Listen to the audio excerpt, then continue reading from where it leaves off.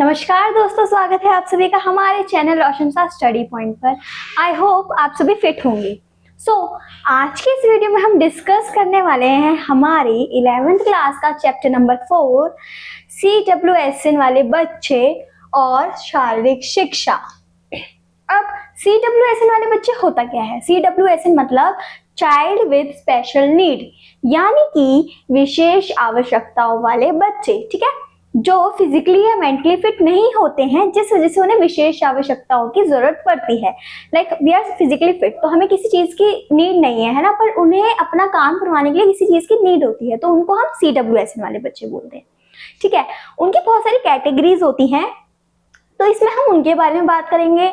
वो क्या क्या खेल्स होते हैं उनके लिए, उनके बारे में बात करेंगे। क्या क्या रूल्स होते हैं उन खेलों में, उनके बारे में बात करेंगे। कौन कौन से ओलंपिक्स खिलाए जाते हैं इनको, उनके बारे में बात करेंगे। तो आइए शुरू करते हैं।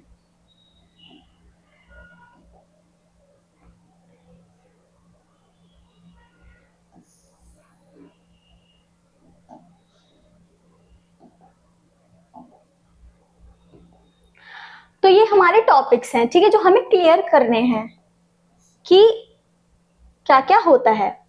तो सबसे पहला जो हमारा टॉपिक है वो है विकलांगता खेलों को बढ़ावा देने वाले संगठन। कौन कौन से खेलों के संगठन हैं जो विकलांग लोगों को, विकलांग बच्चों को बढ़ावा देते हैं। ठीक है, जो CWSN वाले चाइल्ड विद स्पेशल नीड वाले बच्चे हैं उनको बढ़ावा देते हैं, तो उनके बारे में पढ़ेंगे। अब CWSN में क्या क्या आ सकता है, ठीक है, जिनको कोई फिजिकली या मेंटली प्रॉब्लम होती है वो सारे ही उसमें आते हैं CWSN में।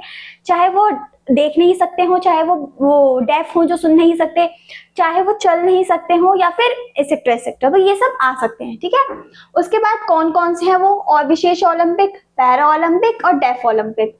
ठीक है, फिर खेलों में वर्गीकरण और विभाजन की अवधारणा। ठीक है, कौन कौन से खेलों में क्या क्या वर्गीकरण किए गए हैं, क्या क्या विभाजन किए गए हैं, उनकी अवधारणा।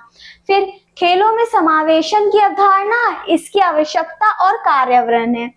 ठीक है, समावेशन की क्या आवश्यकता है, इसका कार्य क्या है, और क्या क्या इसमें होता है वो। फिर विशेष आवश्यकता वाले बच्चों के लिए शारीरिक गतिविधियों के लाभ, क्या क्या विशेष आवश्यकता वाले बच्चों को लाभ हो सकते हैं इन शारीरिक गतिविधियों से। ठीक है, फिर विशेष आवश्यकता वाले बच्चों के लिए शारीरिक गतिविधियां को आकलन योगदान की रणनीतियां। ठीक है, उनकी गतिविधियों को आकलन करने के लिए, है ना, उनका योगदान बढ़ाने के लिए कौन कौन सी गतिविधियां वो करवा सकते हैं, उनके बारे में पढ़ेंगे। और अगर आप 11th का सिलेबस अभी क्लियर करते चलोगे ना, तो 12th में भी सेम सिलेबस होता है, तो वो आपको पहले ही क्लियर आउट रहेगा, तो आपको बेस लेके चलना ही है पहले। ठीक है, तो ये 11th में भी है वैसे चैप्टर। ठीक है, अब आगे बढ़ते हैं।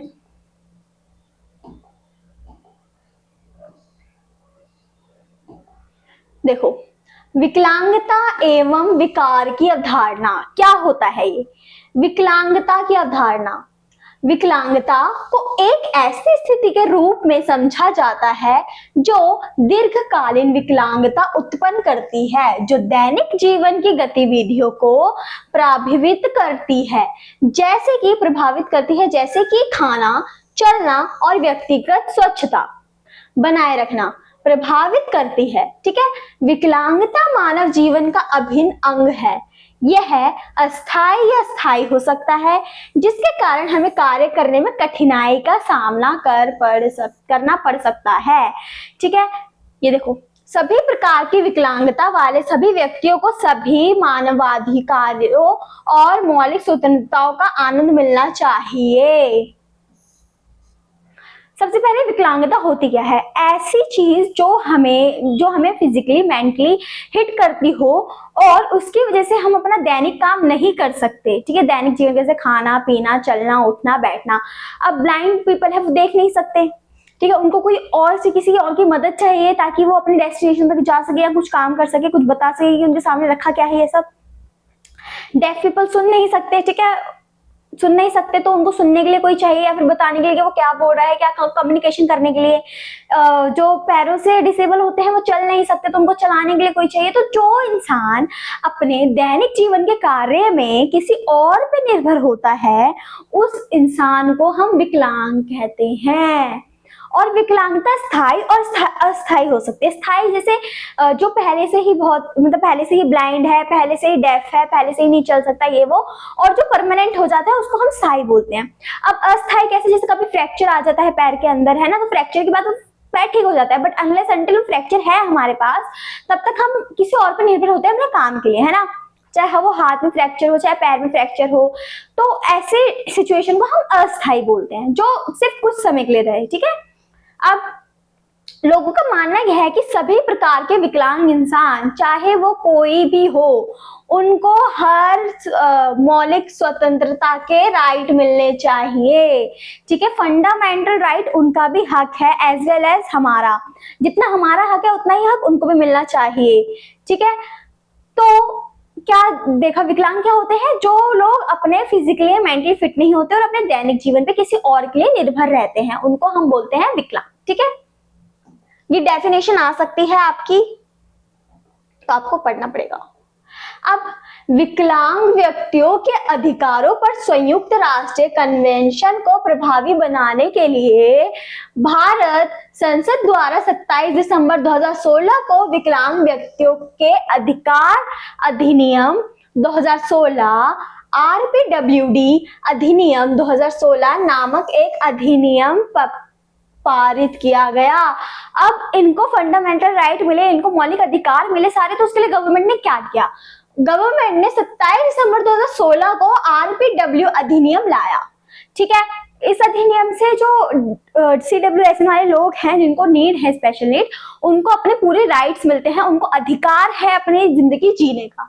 ठीक है, किसके उससे क्या था, संयुक्त राष्ट्र कन्वेंशन। ठीक है, देखो, right of persons with disabilities under RPW act 2016। ठीक है, RPWD की फुल फॉर्म क्या है, right of persons with disability under RPW। Disability mentally और फिजिकली दोनों हो सकती है, और RPWD के राइट्स के अंदर आता है कि उन सभी को हर राइट मिलना चाहिए। ये एक्ट कब आया था, 2016 में। ठीक है,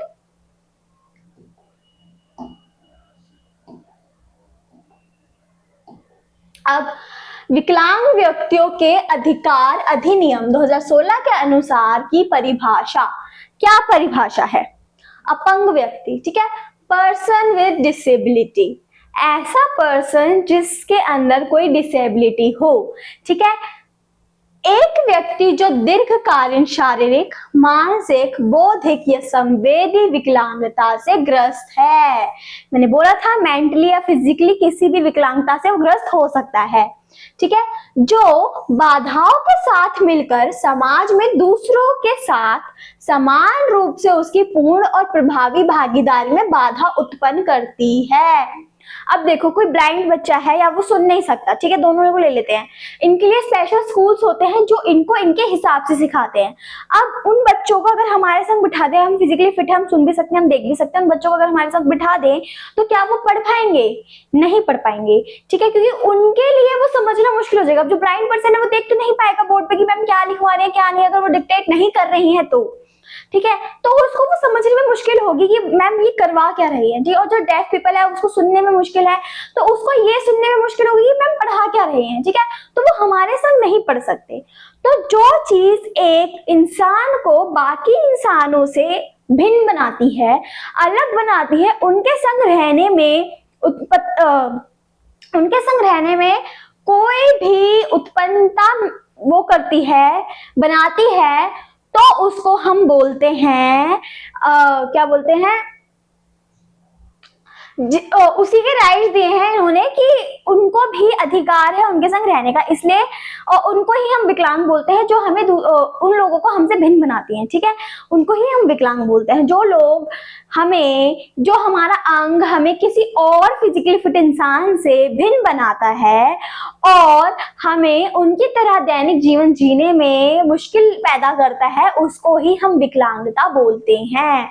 ठीक है, विकलांग के हमने दो अर्थ पढ़े। उससे पहले वाला जहाँ पे हमने देखा था कि हमारे दैनिक जीवन में कोई मुश्किल आती है कोई भी काम करने में, तो वो भी हमारी विकलांगता कहलाता है, चाहे वो स्थायी हो चाहे वो अस्थायी हो। ठीक है, वो भी विकलांगता होती है। फिर दूसरी भाषा क्या पड़ी कि कोई भी हमारा अंग या फिर कोई भी हमारा अंग, मेंटली भी हमारे ब्रेन से होता है ना, तो अंग ही हुआ एक शरीर का, कोई भी हमारे शरीर का अंग जो हमें बाकी फिजिकल फिट लोगों से भिन्न बनाता है या फिर हमें किसी भी कार्य करने में मुश्किल पैदा करता है, तो उसको हम विकलांगता बोलते हैं। ठीक है, अब इनका इसके अनुसार यही था कि उनको भी प्रभावी बनाने के लिए, ताकि लोग जो हैं, जो दूसरे लोगों से अलग हैं, फिजिकली फिट लोगों से अलग हैं, उनको भी सेम इक्वल लेवल मिले, तो वो वही चाहते थे। ठीक है, सेम इक्वल लेवल मिलना चाहिए हमेशा। इक्वालिटी हमारे राइट में आता है, फंडामेंटल राइट में आता है, तो वही सेम चीज बात कर रहे हैं कि फंडामेंटल इक्वालिटी तो इन्हें मिलनी ही चाहिए, फंडामेंटल राइट हर किसी को मिलने चाहिए।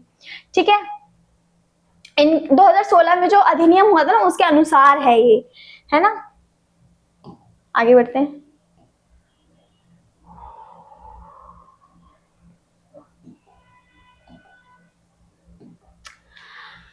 विकार की अवधारणा। विकार की अवधारणा क्या है, विकार होता क्या है? ठीक है, विकार का इस्तेमाल आमतौर पर मानसिक विकलांगता के लिए किया जाता है। विकार वह बीमारी है जो किसी व्यक्ति के स्वास्थ्य को बिगाड़ती है। विकार व्यक्ति के प्रदर्शन में बाधा उत्पन्न करता है और उसकी कार्य क्षमता को कम करता है। शुरुआत में विकार सामान्य लगते हैं, लेकिन वे आमतौर पर व्यक्ति में हानिकारक तरीके से बढ़ते या फैलते हैं। विकार इक्वल्स टू मेंटल डिसेबिलिटी। ठीक है, विकार हमारी होती है मेंटल डिसेबिलिटी, मानसिक विकलांगता। ठीक है, मानसिक विकलांगता। मानसिक विकलांगता, अब हम सोचते हैं कि मानसिक विकलांगता होता क्या है? ज्यादा स्ट्रेस, ठीक है, ज्यादा क्या बोलते हैं, डिप्रेशन ले लेना, ठीक है, हर छोटी छोटी बात पर रोने लग जाना, हर छोटी छोटी बात पे इमोशनल हो जाना, हर छोटी छोटी बात पे गुस्सा आना, है ना, हर छोटी छोटी बात पे मुंह फुला लेना। फिर उसके बाद क्या बोलते हैं, कभी कभी हम अपने आप को कंट्रोल नहीं कर पाते, आपे से खो देते हैं, तो ये सारी मेंटल डिसेबिलिटी में आता है। ठीक है, ये सब होना कहलाता है विकार की अवधारणा। कभी कभी हमें लगता है टीनेजर में नॉर्मल होता है कि उनको जल्दी गुस्सा आ जाता है, वो जल्दी इमोशनल हो जाते हैं या जल्दी किसी से कनेक्ट हो जाते हैं, पर ये वो टीनेजर्स में होता है, हम मानते हैं म्यूचुअली होता है सबके अंदर, बट बड़े होते होते हमें लगता है कि ये सबके अंदर होता है तो हमारे अंदर भी होता है, बट ये नहीं, ये धीरे धीरे बढ़ता जाता है। हमारा डिप्रेशन इतने हाई लेवल पे पहुंच जाता है उस टाइम, फिर बाद में हमें प्रिकॉशंस लेने में बहुत दिक्कत होती है। तो हमें अपनी मेंटल हेल्थ पे भी ध्यान रखना चाहिए, एज वेल एज हमारी फिजिकल हेल्थ पे। तो मानसिक विकलांगता को ही बोलते हैं हम विकार की अवधारणा। ठीक है, उसके बाद कई लोगों के लिए यह असमंजस की बात है कि विकलांगता, विकार, विशेष आवश्यकता वाले बच्चे, दिव्यांग जन के लिए सही शब्द क्या है। अब लोग सोचते हैं कि जो भी लोग ग्रस्त होते हैं विकलांगता और विकार से या विशेष आवश्यकता वाले लोग होते हैं, उनके लिए हम सही शब्द क्या इस्तेमाल करें। ठीक है, क्योंकि अगर हम उनको बोल दे विशेष आवश्यकता वाले बच्चे, दिव्यांगजन, ये सब फलाना, तो कभी कभी हमें लगता है कि उनको भी बुरा लगेगा, है ना, सिंपैथी की फीलिंग आती है ना। तो ये एक क्वेश्चन है कि हमें क्या बोलना चाहिए उनको। विकलांगता अधिनियम 2016 के अनुसार विकलांग व्यक्ति या दिव्यांगजन स्वीकार्य शब्द है। ठीक है, तो जो अधिनियम आया था, हमने आरपीडब्ल्यूडी का अधिनियम देखा था ना 2016 में जो आया था, उनके हिसाब से विकलांग और विकलांग व्यक्ति और दिव्यांगजन, ये दो शब्द उनके लिए ठीक हैं। मतलब अगर हम किसी व्यक्ति को देखते हैं जो विकलांग है, जो चल नहीं सकता, तो उनको हम इन शब्दों से बुला सकते हैं। ठीक है, ये किसके द्वारा है? आरपीडब्ल्यूडी अधिनियम, ठीक है, जो 2016 में हुआ था।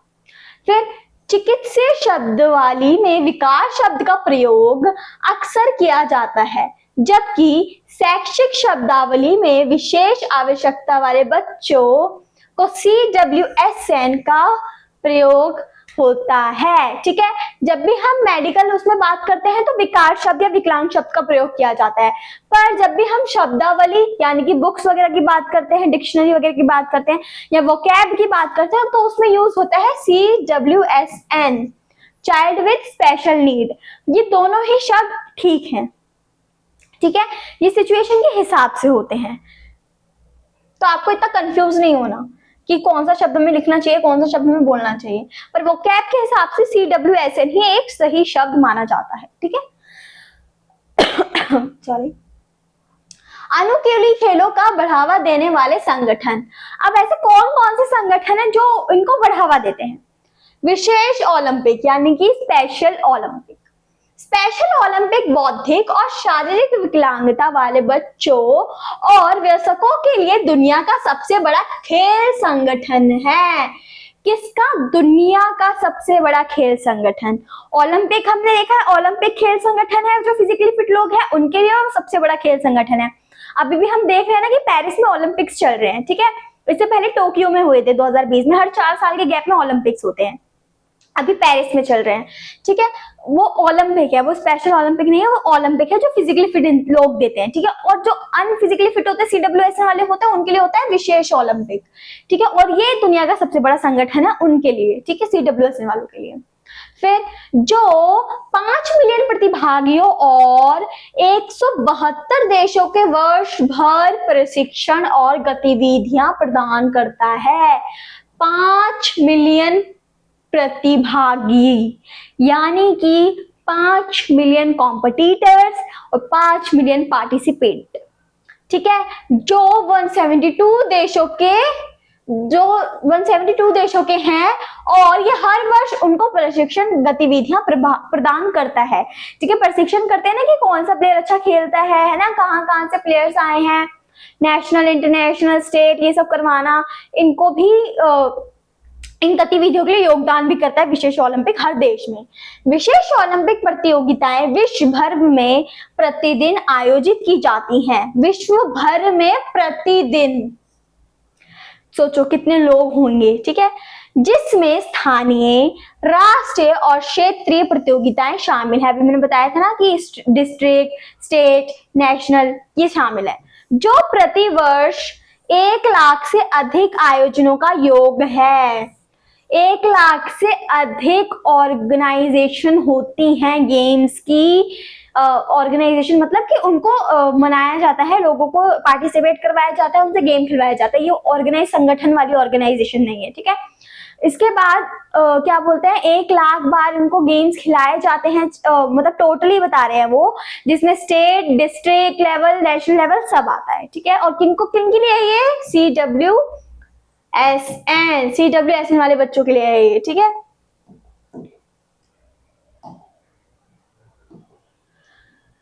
विशेष ओलंपिक विश्व खेल विशेष ओलंपिक समिति द्वारा आयोजित एक प्रमुख आयोजन है। विशेष ओलंपिक विश्व खेल, ठीक है, ये नाम है किसका? जो विशेष ओलंपिक वाले जो अपना गेम ऑर्गेनाइज करते हैं बड़े लेवल पे, इंटरनेशनल लेवल पे, उसको बोलते हैं हम विशेष ओलंपिक विश्व खेल, ठीक है। अब विश्व खेल 2 साल के चक्र में ग्रीष्मकालीन और शीतकालीन खेलों के बीच बारी बारी से होते हैं, ठीक है। अब आप कंफ्यूज मत हो जाना, वो ओलंपिक जो फिजिकली फिट लोगों के लिए होते हैं वो हर 4 साल में होते हैं। इसमें क्या लिखा है? ये हर 2 साल में होते हैं, जो एक होता है ग्रीष्मकालीन यानी कि समर और एक होता है शीतकालीन यानी कि विंटर। इनके अंतराल होते हैं, इनके बीच बीच में होते हैं, जो हर चौथे साल दोहराया जाता है। हर चौथे साल दोहराया जाता है, ठीक है। पहला खेल 20 जुलाई 1968 को शिकागो में आयोजित किया गया था। ये आपको ध्यान रखना, ये एमसीक्यू में आ सकता है। कब हुआ था? 20 जुलाई 1968 में। कहाँ पे? शिकागो में, ठीक है। ये मेन इंपॉर्टेंट चीज है, क्योंकि अगर आपका अभी नहीं आया एमसीक्यू में तो आगे जो कॉम्पिटिटिव एग्जाम्स होते हैं, आप सीयूटी वगैरह देंगे, उसमें भी आ सकता है। ये वो पूछ सकते हैं कि जो विशेष ओलंपिक है, क्योंकि 12th में भी है चैप्टर, उसमें भी है ये, जो विशेष ओलंपिक है उसका पहला गेम कब हुआ था? तो 20 जुलाई 1968 कहाँ पे हुआ था? शिकागो में, ठीक है।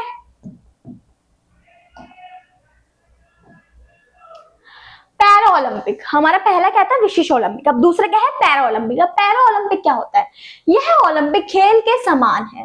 ओलंपिक खेल के समान है। ओलंपिक खेल मतलब जो फिजिकली फिट इंसान के लिए खेल होता है उनके, ठीक है। 1960 में यानी कि 1960 में पहली बार इसका आयोजन रोम में किया गया था। अंतरराष्ट्रीय पैरा ओलंपिक का मुख्यालय बॉन, जर्मनी में स्थित है, ठीक है। ये आपको याद करना है कब हुआ था? 1960 में पहला खेल कहाँ हुआ था? रोम के अंदर। फिर अभी इसका अंतरराष्ट्रीय अंतरालय कहाँ है? बॉन, यानी बॉन जो जर्मनी के अंदर है, ठीक है। फिर पैरा ओलंपिक खेलों के आयोजन के लिए अंतरराष्ट्रीय पैरा ओलंपिक जिम्मेदार है। पैरा ओलंपिक कौन करवाता है? अंतरराष्ट्रीय पैरा ओलंपिक। अब इसका मोटो क्या है? स्पिरिट इन मोशन, यानी कि गति में आत्मा। ये चाहते हैं जो हमारी आत्मा है, जो हमारा मन है, उसके अंदर गति आए, ठीक है, स्पिरिट आए कि हम हर चीज से लड़ सके, हर चीज को फेस कर सके, हर चीज को फेस करने की, हर अपनी मुश्किल से लड़ने की हमारे अंदर स्पिरिट है। तो ये है इसका मोटो। हर ओलंपिक का एक ना एक मोटो होता है। जैसे कि हमारा ओलंपिक है, उसका मोटो क्या है? हर इंसान को इक्वली ट्रीट करना, है ना, रिलीजन वगैरह अलग अलग रखना, रिलीजन के बेस पे किसी को आधारित नहीं करना, किसी को जेंडर के बेस पे आधारित नहीं करना। तो यही सब मोटोज होते हैं, और ये मोटो होते हैं ताकि हमारी सोसाइटी बहुत अच्छी बन सके। अब पैरा ओलंपिक में भारत का क्या सीन है पैरा ओलंपिक में? ठीक है, भारत ने 1968 के ग्रीष्मकालीन पैरा ओलंपिक खेलों में अपनी शुरुआत की। कब की थी? 1968 में, ठीक है। 1972 में फिर से भाग लिया और फिर 1984 के खेलों तक अनुपस्थित रहा। देखो, पहले कब भाग लिया था? 1968 में, ठीक है। 1968 के बाद कब भाग लिया? 1972 में। कितने साल का गैप? 4 साल का, क्योंकि हर 4 साल में होते हैं ओलंपिक्स, ठीक है। उसके बाद 1972 के बाद वो 1984, यानी कि टोटल 12 साल खेल में उपस्थित नहीं रहा। कौन? भारत। उन्होंने खेल में से या तो बैकआउट कर लिया होगा या किसी वजह से उन्होंने पार्टिसिपेट नहीं किया। अब तब से देश ने ग्रीष्मकालीन खेलों के हर संस्करण में भाग लिया है। तब से, यानी कि 1984 से अब तक इंडिया ने हर ग्रीष्मकालीन खेल के संस्करण में भाग लिया है, ठीक है। इसने कभी शीतकालीन पैरा ओलंपिक खेलों में भाग नहीं लिया है। शीतकालीन में नहीं लिया, समर में लिया है इन्होंने, विंटर में नहीं लिया, बस याद रखना है आपको। पैरा ओलंपिक में भारत का पहला पदक 1974 के खेलों में आया था, जब मुरलीकांत पेटकर ने तैराकी में स्वर्ण पदक जीता था। ये आपका जो जीके जनरल नॉलेज के क्वेश्चन होता है उसमें भी आ सकता है कि पहला पैरा ओलंपिक का मेडल कौन लाया और कब लाया? कौन लाया था? मुरलीकांत पेटकर। कब लाए थे? 1974 में। कौन सा लाए थे? गोल्ड मेडल लाए थे। किसमें? तैराकी में, स्विमिंग में, ठीक है। भारत का अब तक का सर्वश्रेष्ठ प्रदर्शन 2020 के खेलों में रहा है, जब वह 19 पदक, 5 स्वर्ण, 8 रजत और 8 कांस्य के साथ 24वें स्थान पर रहा। बहुत सारी कंट्रीज होती है, उसमें से इंडिया 24वें स्थान पे था। कब? 2020 में, जो उसमें वो 19 पदक लाया था, जिसमें 5 गोल्ड थे, 8 सिल्वर थे और 6 ब्रॉन्ज थे, ठीक है। और ये 24वें स्थान पे था, हर कंट्री के 24वें स्थान पे था। तो सबसे अच्छा प्रदर्शन था ये। और अभी भी ओलंपिक्स चल रहे, तो आगे देखते हैं कि क्या क्या होता है। वैसे आपको ऐसे गेम्स देखने चाहिए, क्रिकेट के साथ साथ आपको ये गेम्स भी देखने चाहिए, क्योंकि ये थोड़ा मनोबल बढ़ाते हैं हमारा, ठीक है। अब आता है डेफ ओलंपिक्स। हमने क्या क्या कर लिया? हमने कर लिया विकलांगता क्या होती है, हमने कर लिया कि विकार क्या होता है, क्या बोलना चाहिए इनको, स्पेशल ओलंपिक, पैरा ओलंपिक, और अब आता है हमारा डेफ ओलंपिक्स। ये किस लिए होता है? ये डेफ, जैसे डेफ आपको पता है, डेफ हम बोलते हैं जो बच्चे सुन नहीं सकते उनको इंग्लिश में, ठीक है, तो उनके लिए होता है डेफ ओलंपिक्स, ठीक है। डेफ ओलंपिक्स बधिर एथलीटों के लिए खेल है। पहले इन्हें बधिरों के लिए अंतरराष्ट्रीय खेल कहा जाता था। इन खेलों का आयोजन प्रथम आयोजन से ही बधिरों के लिए अंतरराष्ट्रीय खेल समिति द्वारा किया जाता रहा है, तथा इन्हें अंतरराष्ट्रीय ओलंपिक समिति द्वारा अनुमोदित किया जाता है। अब जैसे मैंने बताया डेफ ओलंपिक क्या है, डेफ ओलंपिक परिभाषा है ये। डेफ ओलंपिक किसको बोलते हैं? जो बच्चे सुन नहीं सकते उनके लिए ऑर्गेनाइज किया जाने वाला ओलंपिक डेफ ओलंपिक कहलाता है, ठीक है। अब डेफ ओलंपिक किसके द्वारा कराया जाता है? इंटरनेशनल खेल ऑर्गेनाइजेशन होती है, उनके द्वारा ये करवाया जाता है। इंटरनेशनल स्पोर्ट्स ऑर्गेनाइजेशन, उनके द्वारा ये करवाया जाता है। अंतरराष्ट्रीय ओलंपिक्स होते हैं, उनके द्वारा भी ये कराया जाता है, ठीक है। पहले इसको क्या बोलते थे? पहले इसको कहा जाता था अंतरराष्ट्रीय खेल, बस इतना ही कहा जाता था। अब इसको क्या बोला जाता है? Deaf Olympic. जो बधिर बच्चे होते हैं, जो सुन नहीं सकते, उनके लिए किया जाने वाला ओलंपिक्स। बधिर ओलंपियन को आवाजों से नहीं किया जा सकता। उदाहरण के लिए स्टॉटर गन, बुलहॉर्न, कमांड या रिफ्रीसिटी। ठीक है, अब बधिर व्यक्ति उनको हम किसी भी टाइप का कोई भी बोलने वाले क्या बोलते हैं उसको, इंस्ट्रक्शन तो नहीं दे सकते हैं ना, कि जैसे रेफरी सीटी मारता है, गेम खत्म करने, गेम रोकने के लिए रेफरी सीटी मारता है, लोग कमेंट्री करते हैं, है ना, फिर उसके बाद कमेंट के हिसाब से वो डिसाइड होता है, और भी बहुत सारी चीजें होती हैं जो हम बोल के करते हैं। ठीक है, तो वो नहीं कर सकते हम इनके में। अब डेफ ओलंपिक्स 1924 यानी कि 1924 में पेरिस में आयोजित किए गए थे। डेफ ओलंपिक्स है ये 1924 में किए गए थे पहली बार, कहाँ पे, पेरिस में। और अभी का जो ओलंपिक है वो भी पेरिस में ही ऑर्गेनाइज हो रहा है।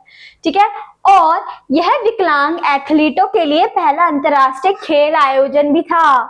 ये भी याद रखना है, पहला अंतरराष्ट्रीय खेल आयोजन क्या था, विश्व ओलंपिक नहीं था, पहला अंतरराष्ट्रीय खेल आयोजन क्या था, डेफ ओलंपिक्स, जो हुआ था 1924 में, और कहा, पेरिस में। तो आप पेरिस अगर भूल जाओ तो आप याद रख सकते हो कि अभी जो ओलंपिक चल रहे हैं वो पेरिस में हो रहे हैं, तो आप उसे याद रख सकते हो क्या हुआ था, डेफ ओलंपिक्स। ठीक है, ये बहुत इजी टॉपिक है डेफ ओलंपिक्स वाला, क्योंकि आपको पता है कि डेफ ओलंपिक्स होता क्या है, क्योंकि वो सुन नहीं सकते लोग, तो उनके लिए होता है। ठीक है, 1924 में हुआ था, पेरिस में हुआ था, बस।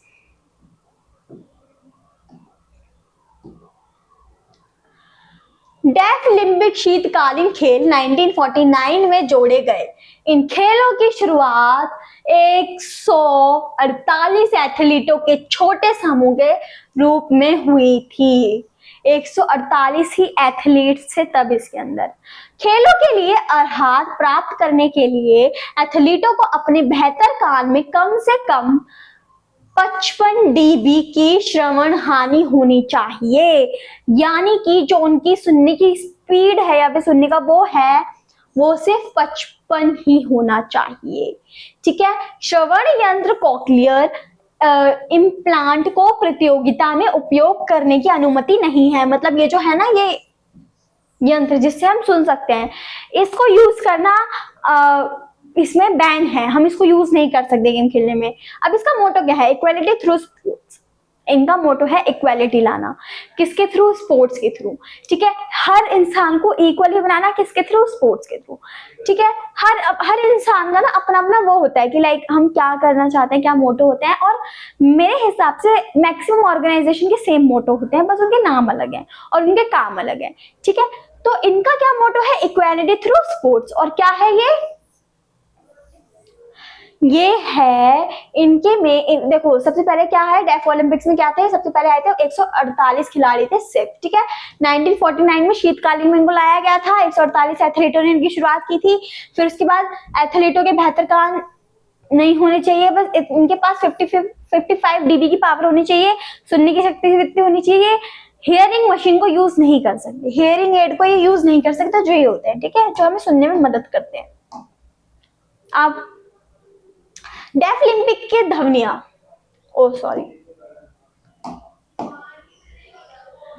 डेफ ओलंपिक्स की ध्वनियां को ध्वनियों द्वारा निर्धारित नहीं किया जा सकता, इसलिए एथलीटों को संबोधित करने के लिए वैकल्पिक तरीकों का उपयोग किया जाता है।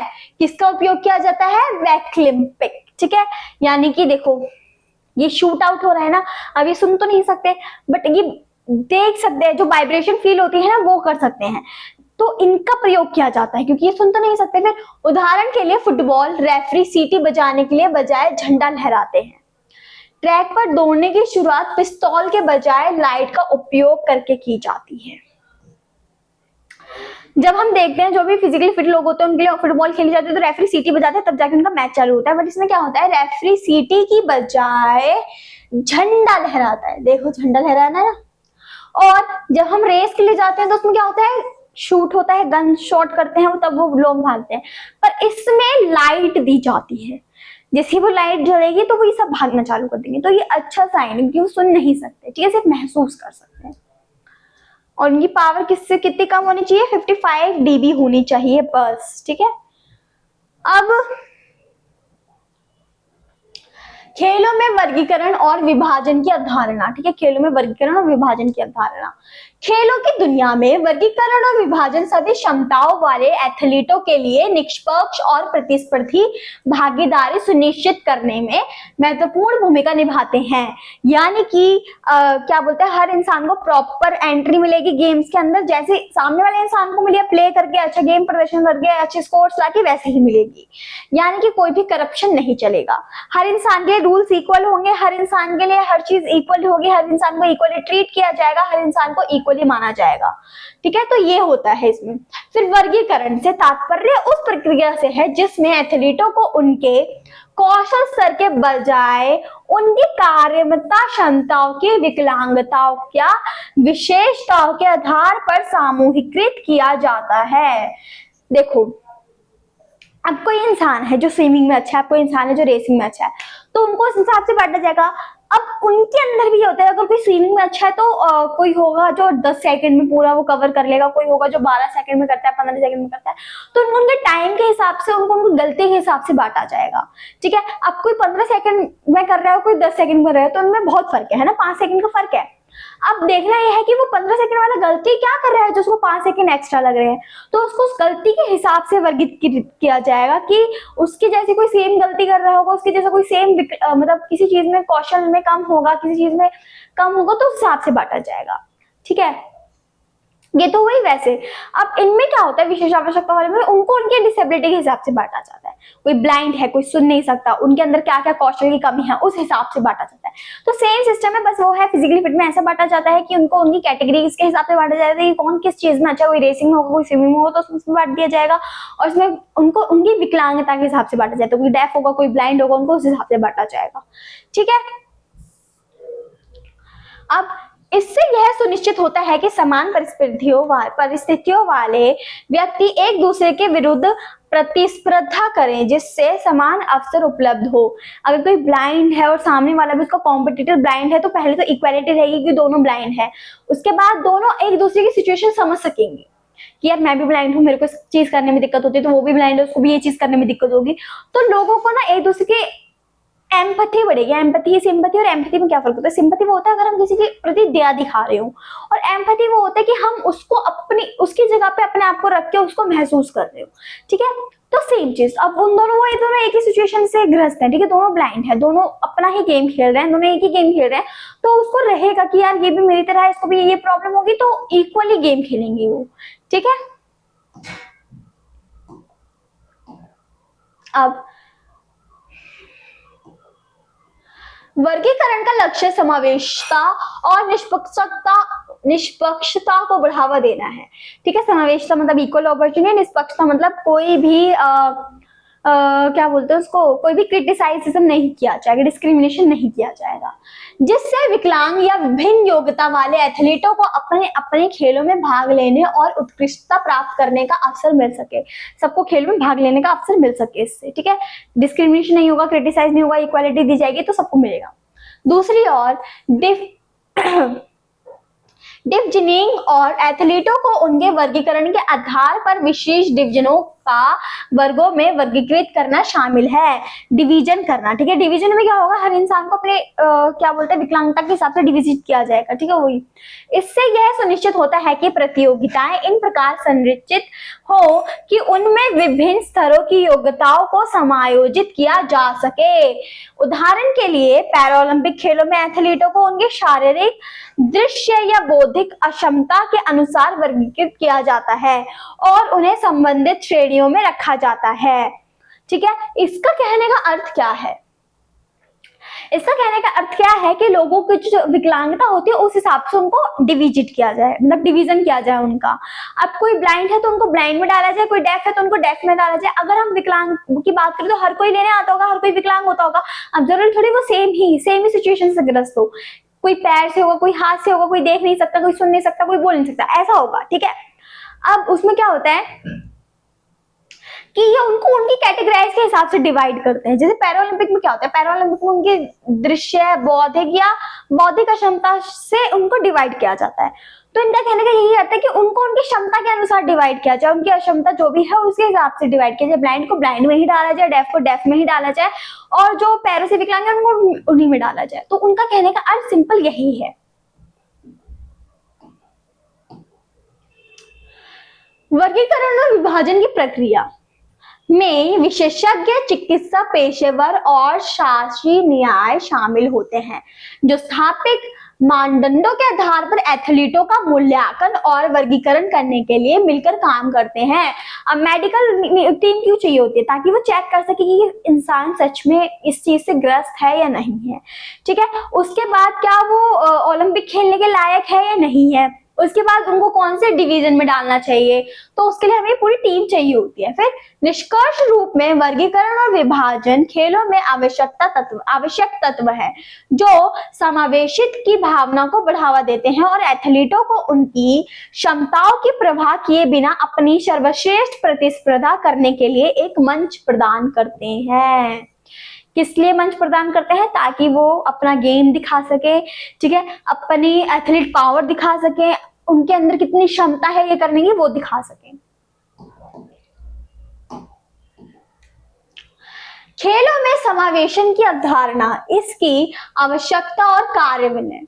ठीक है, ये क्यों चाहिए हमें? शारीरिक शिक्षा में समावेश की विकलांग विद्यार्थियों को अपने सामाजिक कौशल बढ़ाने और मित्र बनाने में मदद मिलती है।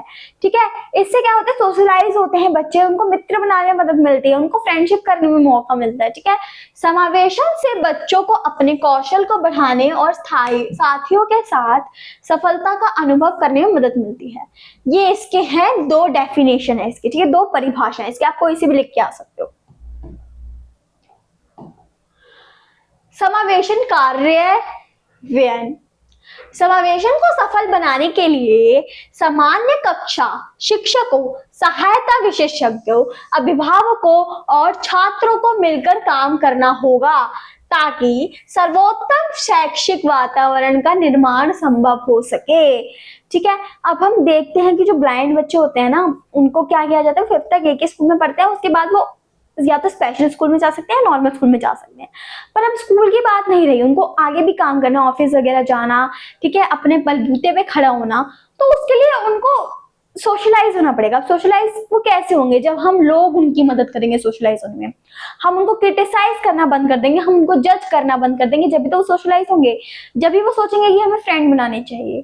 तो इन सब में हम ही मिलकर काम कर सकते हैं। कौन कौन? छात्र, शिक्षक, अभिभावक, विशेष सहयोगी, यही काम कर सकते हैं। अब समावेशी प्रथाओं और रणनीतियों के ज्ञान के साथ शिक्षक ऐसी कक्षाओं का प्रबंध कर सकते हैं जो सभी छात्रों के बीच सीखने और खोज को प्रोत्साहित करती है, चाहे उनकी शारीरिक क्षमता कुछ भी हो। उनकी शारीरिक क्षमता कुछ भी हो सकती है और वो ही इनको प्रोत्साहित करती है अपना काम सक्षम बनाने में और उनकी शारीरिक अक्षमताओं को छुपाने में। ठीक है, अगर वो सोशलाइज हो गए, अगर वो नॉर्मल पीपल के संग उठ रहे हैं, बैठ रहे हैं, तो उनको नहीं लगेगा कि वो शारीरिक अक्षमता से ग्रस्त है। ठीक है, वो कोई स्पेशल नीड वाला इंसान है, तो वो मदद करती है इनको सोशलाइज होने में, इनको मित्र बनाने में, इनको दोस्त बनाने में और अपने आप को सोसाइटी में खड़े करने में। स्कूल प्रधानाचार्यों को सहयोग करना चाहिए और यह संदेश देना चाहिए कि सभी स्टाफ सदस्यों न केवल विशेष शिक्षा शिक्षकों बल्कि सभी से विकलांग बच्चों की शिक्षा में शामिल होने की अपेक्षा की जाती है। स्कूल प्रिंसिपल्स को देना चाहिए कि हम सिर्फ स्पेशल नीड टीचर ही नहीं, स्पेशल टीचर होते हैं ना जो उनको सिखाते हैं, वो ही नहीं बल्कि जो नॉर्मल टीचर जो नॉर्मल बच्चों को पढ़ाते हैं उनको भी उनकी मदद करनी चाहिए पढ़ाई में।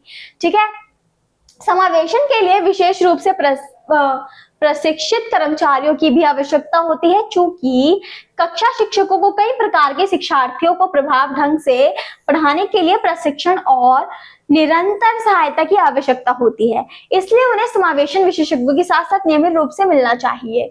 हमें ये काम करने के लिए कर्मचारियों की भी जरूरत होती है, जो प्रशिक्षित कर्मचारी होते हैं, मतलब एजुकेटेड कर्मचारी होते हैं, उनकी भी जरूरत होती है, क्योंकि स्पेशल नीड वाले बच्चों को संभालना थोड़ा हार्ड होता है। अब कोई स्पेशल टीचर उनको संभालेगा तो इट्स इजी फॉर देम, क्योंकि उनको पता है कि इन बच्चों को कैसे संभालना है, क्या ट्रेनिंग देनी है, उनको पूरी ट्रेनिंग मिली हुई है इन बच्चों को संभालने की।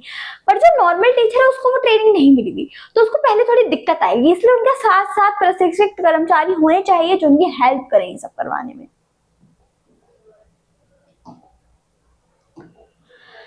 विद्यालय परामर्शदाता, ठीक है, विशेष शिक्षा परामर्शदाता प्राथमिक विद्यालय, माध्यमिक विद्यालय और उच्च विद्यालयों में विशेष आवश्यकता वाले बच्चों के साथ काम करते हैं।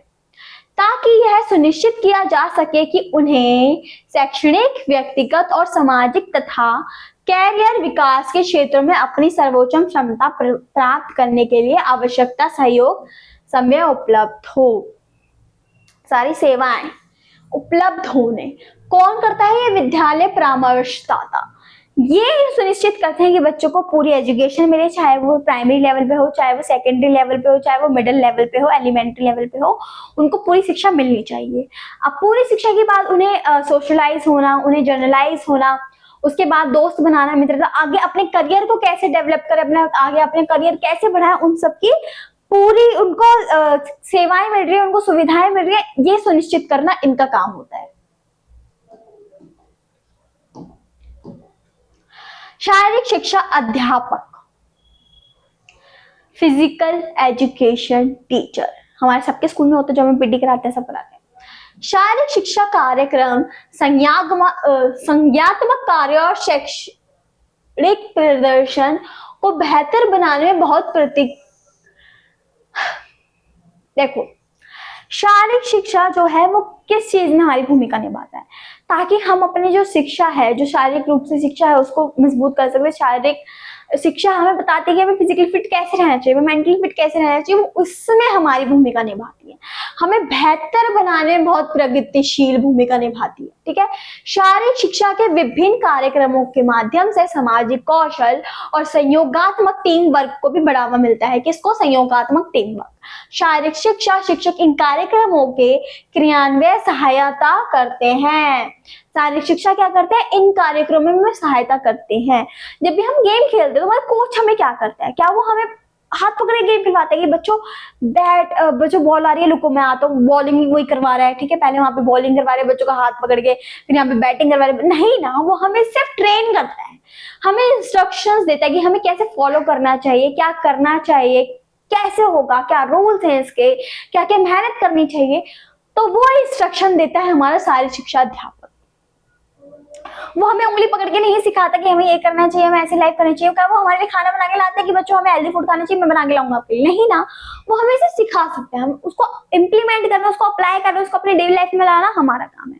तो शारीरिक शिक्षा का क्या काम है? कि हमें सहायता करना इन क्रियान्वयन में जो हमारे लिए आवश्यक है। ठीक है,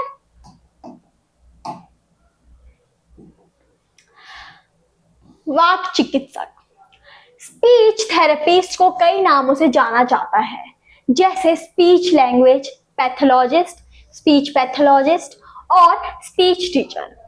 भाषण शिक्षण आपके बच्चे के भाषण, बातचीत और संचार में मदद करता है। भाषण क्या करता है? हम कम्युनिकेट क्यों करते हैं? लैंग्वेज हमें क्यों सीखनी चाहिए? ताकि हम कम्युनिकेशन बढ़ा सके, ताकि हम कम्युनिकेशन कर सके, ताकि हम किसी के थॉट और आइडिया को समझ सके कि वो क्या बोलना चाह रहा है, वो क्या अपनी बात रखना चाह रहा है, क्या वो कहना चाहता है। अगर हमारी लैंग्वेज अलग अलग है तो हम नहीं समझ पाते ना, है ना। तो वही लैंग्वेज हमारे लिए इसलिए जरूरी है। अब हमें बोलना क्यों जरूरी है? अब वाक चिकित्सक क्या होता है? वाक चिकित्सक वो होते हैं जो हमें बोलना सिखाते हैं। डेफ बच्चों, आपने सुना होगा कि बच्चे जब सुनते हैं ना बड़ों की बात तो वो बोलना सीखते हैं। अब डेफ बच्चे बोलना कैसे सीखते हैं? डेफ बच्चे तो सुन नहीं सकते, तो उनके लिए होते हैं वाक चिकित्सक, जो उनको बोलना सिखाते हैं कि उनको कैसे बोलना चाहिए। अगर आपने हेलेन केलर की कहानी पढ़ी हो, जो ब्लाइंड थी और जो सुन नहीं सकती थी, वो बोल सकती थी पर वो सुन नहीं सकती थी, इसलिए वो उन्होंने कभी आज तक बोला नहीं। तो उन्हें टीचर मंगाती ना उनकी मम्मी, जो उनके इस पे पाम पे बोलती है तो वो महसूस करती है कि वो ए बोल रही है, वो आ बोल रही है, वो आ क्या बोलना चाह रही है। ठीक है, तो हमारे पाम पे ना हीट आती है फिर शब्द की, और वो हीट अलग अलग होती है, आप करके देख सकते हो अपने। तो वो हीट अलग अलग होती है, जिस हिसाब से बच्चा सीखता है कि इसको ये बोलते हैं, इसको ये बोलते हैं, और वो लिपसिंग करना सीख जाता है, वो लिपसिंग पढ़ना भी सीख जाता है। ठीक है, तो वही सब चीजें करवाते हैं वाक चिकित्सक, यानी कि बोलना सिखाते हैं। विशेष अभ्यासिक गुरु, ये क्या होते हैं? विशेष शिक्षा शिक्षण उन कक्षाओं या संसाधन केंद्रों में काम करते हैं जिनमें केवल विकलांग छात्र शामिल होते हैं। ये वहां काम करते हैं जहां केवल विकलांग लोग पढ़ते हैं। ठीक है, विकलांगता वाले छात्र सामान्य शिक्षकों के छात्रों के साथ कक्षाओं में भाग ले सकते हैं, जिन्हें समावेशी कक्षाएं भी कहा जाता है। जैसे मैंने आपको बताया था कि 5th के बाद उनके पास मौका होता है कि वो या तो किसी भी स्कूल में जा सकते हैं, या तो वो स्पेशल स्कूल में जा सकते हैं, या नॉर्मल स्कूल में भी जा सकते हैं। अब वो नॉर्मल स्कूल में कैसे जा सकते हैं? क्योंकि उनको विशेष अभ्यासिक गुरु, स्पेशल टीचर्स ने उनको ट्रेनिंग दी है कि वो कैसे अपने आप को सोशलाइज करे, कैसे वो किसी परफेक्ट फिट इंसान की बात समझ सके।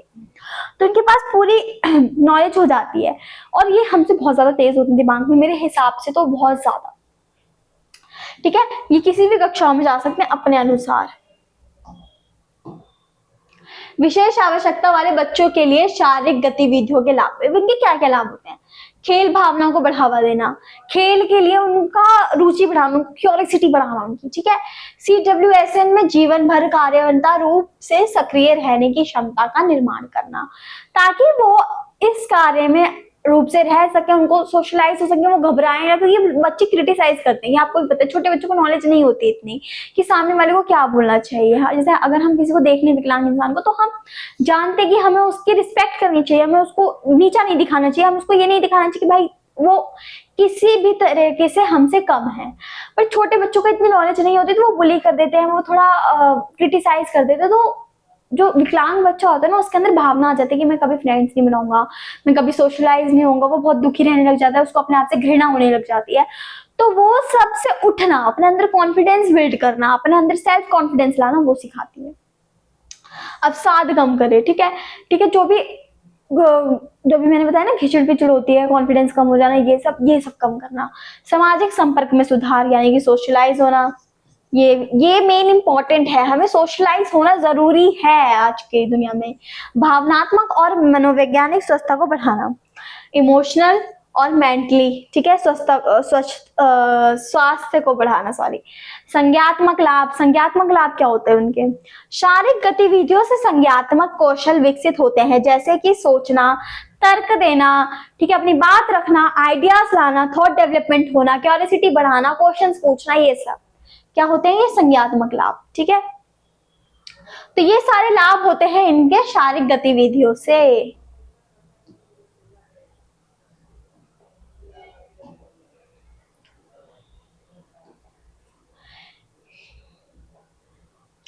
इससे उन्हें अपनी उन खूबियों को खोजने में, उन तक पहुंचने का मौका मिलता है जिन्हें कक्षा में चुनौती नहीं दी जा सकती। ठीक है, कक्षा में हम चुनौती नहीं दे सकते सोशलाइज को। कक्षा में हमारे दोस्त हैं, हम उनसे बात करते हैं तो वो हमारे फ्रेंड्स हो गए, पर अगर हम किसी अजनबी से बात करें तो कैसे करेंगे? उस टाइम हमें डर लगता है ना किसी अजनबी के सामने जाने में, बात करने में। तो उन सबसे इनको आगे बढ़ाना, फिटनेस का स्तर बढ़ाना। द्वितीयक स्वास्थ्य में कमी आती है। समस्याएं, नियमित शारीरिक गतिविधियों, मोटापा, उच्च रक्तचाप, कम एसिडिबल कोलेस्ट्रॉल और मधुमेह जैसी माध्यमिक स्वास्थ्य जटिलताओं को कम करती हैं। अब इसे क्या होता है कि हमारे अंदर जो स्पिरिट होती है, जो फिटनेस होती है, जो तेजी होती है, वो इन सब बीमारी की वजह से कम हो जाती है। तो कभी कभी इनमें कमी आती है ना, तो उससे हमें छुटकारा दिलाता है, इन कमियों से हमें छुटकारा दिलाता है। WSN में आत्मसम्मान विकसित करने का सहायता करना, आत्मसम्मान, सेल्फ कॉन्फिडेंस, ठीक है, फिर नियमितता और अनुशासन को बढ़ावा देना, रेगुलरिटी और अनुशासन को इंग्लिश में क्या बोलते हैं?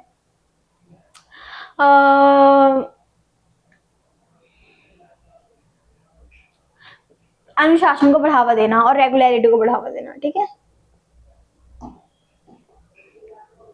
इसके बाद विशेष आवश्यकता वाले बच्चों के लिए शारीरिक गतिविधियों के लाभ, ये तो हो चुके हैं।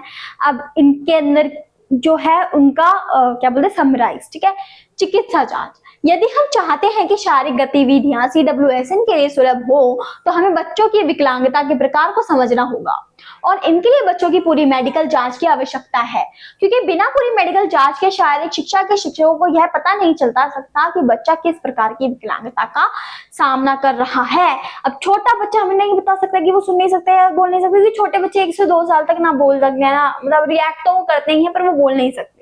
तो हमें समझ में नहीं आता कि बच्चे को प्रॉब्लम क्या है। तो उसके लिए हमें फुल मेडिकल चेकअप करवाना चाहिए उनका, जिससे कि डॉक्टर को पता लग सके कि वो बच्चा कौन सी विकलांगता से ग्रस्त है। ठीक है, रुचियों पर आधारित गतिविधियां, शारीरिक गतिविधियां विशेष आवश्यकता वाले बच्चों की रुचि, योग्यता, क्षमता, पूर्व अनुभव और सीमाओं पर आधारित होनी चाहिए। बच्चों की रुचि के हिसाब से उनको उनका स्पोर्ट्स खेलने देना चाहिए। अब ऐसे तो है नहीं भाई बच्चे की रुचि फुटबॉल में उसको हम खिला दें क्रिकेट, ऐसा नहीं करना चाहिए, उनकी रुचि के हिसाब से गेम खिलाने चाहिए। विभिन्न अनुदेशात्मक रणनीतियां, विभिन्न प्रकार की शारीरिक गतिविधियों को करने के लिए मौखिक, दृश्य और सहकर्मी शिक्षण जैसी विभिन्न शिक्षण रणनीतियों का उपयोग किया जाना चाहिए। इससे बच्चे को खुद से सीखने और स्वतंत्र होने का अवसर मिलता है। जैसे मैंने बताया था कि जब भी हम कोई गेम खेलते हैं तो उससे पहले हमें रूल्स नहीं समझाए जाते, पहले हम गेम खेलते हैं फिर हमें धीरे धीरे रूल्स बताए जाते हैं, धीरे धीरे हम उसकी टेक्निक्स बताए जाते हैं, धीरे धीरे हम सब चीज सीखते हैं। हमारे फिजिकल एजुकेशन का टीचर हमें पकड़ के नहीं खिलाते कि बच्चों बैडमिंटन ऐसे खेलते हैं, बच्चों क्रिकेट ऐसे खेलते हैं, नहीं, वो हमें सिर्फ इंस्ट्रक्शन देता है। तो बच्चों को अच्छे इंस्ट्रक्शन देना, अच्छे अनुदेश देना, अच्छे रूल्स बताना, अच्छे गेम प्ले बताना वो बात का काम है, और यही काम उनको मदद करता है ये सब करने में। ठीक है,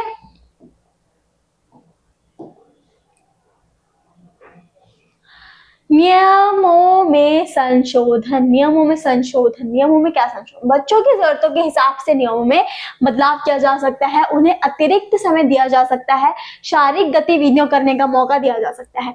अब नियमों में संशोधन क्या हो सके, नियमों में क्या संशोधन वो कर सकते हैं? नियमों में बच्चों के अनुसार नियमों में संशोधन किया जा सकता है।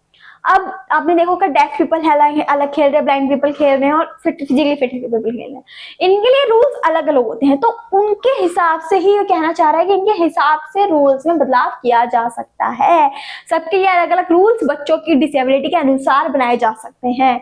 विशिष्ट वातावरण, अब कैसे वातावरण? विशेष आवश्यकता वाले बच्चों के लिए जगह सीमित होनी चाहिए।